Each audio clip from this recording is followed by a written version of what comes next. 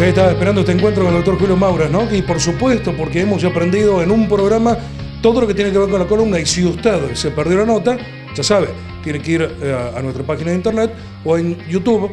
En YouTube es más fácil porque es youtube.com/para su salud TV, ahí va sin punto, pone en el buscador de nuestro canal exclusivo el doctor Maura y automáticamente va a dar la nota. Bueno, nos dio una clase magistral explicándonos los síntomas que da, o el problema de la lumbalgia o el lumbago, como le dice la gente, y también lo de la columna. Me quedé con la hernia de disco, porque una de las ideas de la gente que es que ese disco intervertebral es un amortiguador natural como lo es lo que tenemos en la rodilla y en los tobillos. ¿Están así o no? Es así. No solamente forma la amortiguación, sino que forma la estructura natural de la columna.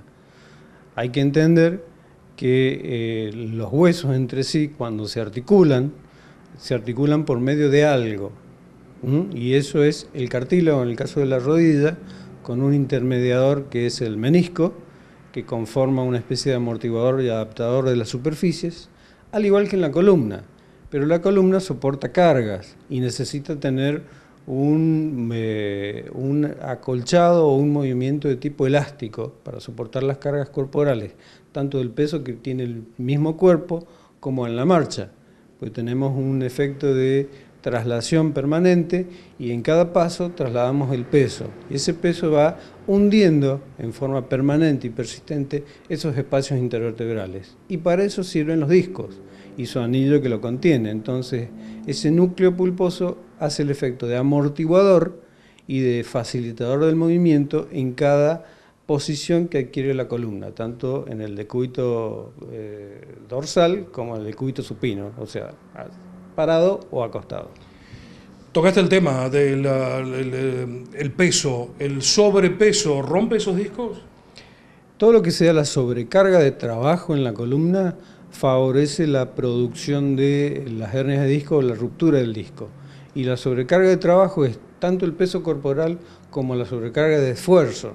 Y no solamente la sobrecarga de esfuerzo significa que un individuo puede estar haciendo fuerza y producir una lesión, sino hay determinadas posiciones, por ejemplo las que tienen los choferes de colectivo, que muchos de ellos no tienen sobrepeso, pero tienen una posición funcional de trabajo patológica y eso favorece la aparición de las hernias de disco y no tiene nada que ver con ninguna de las cosas que mencioné, pero sí es una sobrecarga de trabajo específica para la columna, productora de rupturas del anillo. Claro, justamente mira que ese ejemplo me cae bien porque no he estado parado, sino que está sentado, o sea, que toda la columna trabaja sobre la cadera, digamos, y mucha gente por ahí llamó y dice, pregúntale a algún traumatólogo, ¿usted sabe que desde que me caí sentado tuve problemas con la columna? Entonces, ¿es consistente lo que dice esta persona con lo que vos decís? Es consistente, es así.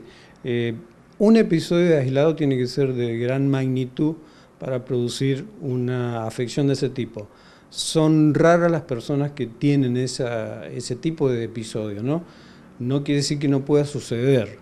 Esto sucede sobre todo en los trabajadores de la construcción o en los trabajadores metalúrgicos, donde tienen riesgo de tener caídas, sobre todo de altura. Entonces, en ese caso sí pueden tener episodios de una hernia de disco abrupta aguda. Otro ejemplo puede ser aquel motociclista joven que es lanzado por la moto y tiene una flexión importante de la columna en la caída. Ese tipo de episodios pueden favorecer las hernias de disco agudas, pero en general son procesos crónicos que vienen con el tiempo y que dependen de toda la sobrecarga de la cual hacíamos referencia. Hablaste del motociclista, el motociclista puede pegar con la cabeza y uno pregunta más que la columna en general, la parte cervical. ¿La parte cervical también sufre esta patología? La parte cervical la sufre y la sufre aún más precozmente que la columna lumbar. Ya se considera que después de los 30 años todos los individuos tenemos cierta artrosis cervical, que es normal encontrarla a los 35, 40, 45 años. Y las hernias de disco, como en este caso la columna lumbar, son mucho más inocuas, porque a pesar de existir pequeñas hernias de disco que son muy frecuentes, como no sufre carga, solamente tiene la carga de la cabeza, que son 4 o 5 kilos, nuestra cabeza pesa eso, en general son inocuas bajo el concepto de patología, ¿no? Se las trata con medidas menores, relajantes, antiinflamatorios, collar cervical. Excepcionalmente, un caso de cada 10 con una hernia de discos extruida a nivel cervical que produce síntomas radiculares en el miembro superior puede ser candidato a cirugía.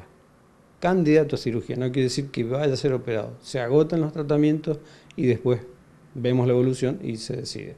No, porque fíjate vos, acabas de hacer esa diferenciación que decís que da síntomas en el aparato motor, porque uno habla de la cervical, siempre lo asocia con los mareos o con los silbidos en el oído. Sí, cuando hablamos de las cervicales tenemos que asociarlo a los mareos, pero el mareo, esto es una consulta muy frecuente, la cervicalgia. De cada 10 pacientes que uno ve en el consultorio, habitualmente 3 le consultan por esto. Mucha de esta patología no es por la estructura de la columna cervical, a pesar de hallar radiográficamente artrosis, sino que va dependiendo de los niveles de estrés del individuo. Esto produce secundariamente siempre contractura, y esto produce compresión sobre el plexo cervical, porque el plexo sale a través de los músculos que se llaman escalenos y da sintomatología radicular en las manos. Esta sintomatología es difusa y con eso uno identifica rápidamente que el paciente está con una contractura cervical.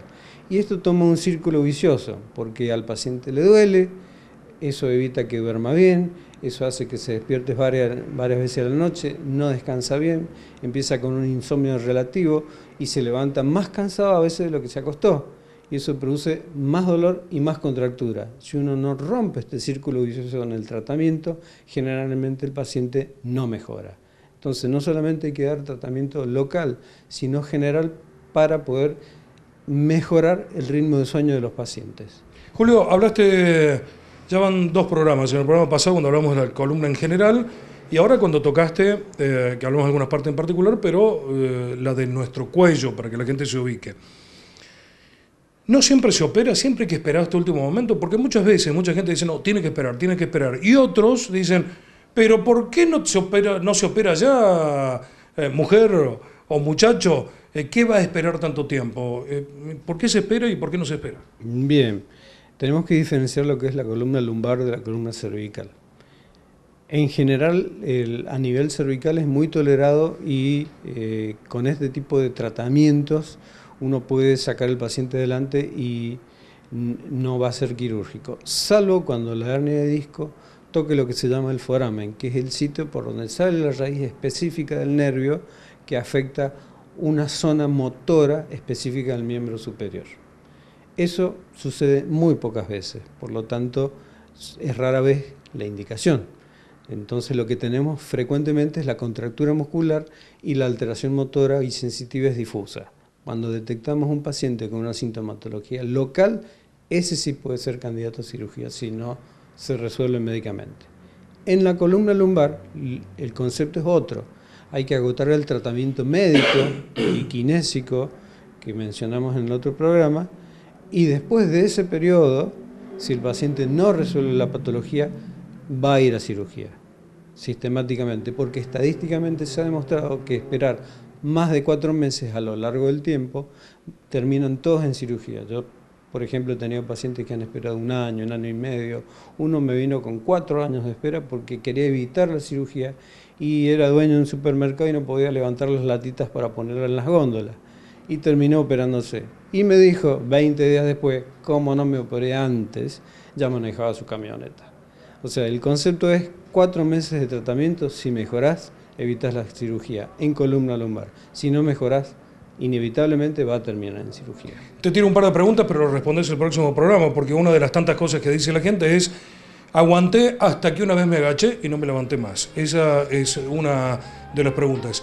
Y la otra es, ¿qué opina, doctor, en contraposición con lo que acabas de decir, hacer esos bloqueos radiculares para hacerme olvidar que me duele el dolor? ¿Es bueno o es malo? La próxima vez me lo contestas. Bueno, muchas gracias. Lo hablamos el próximo.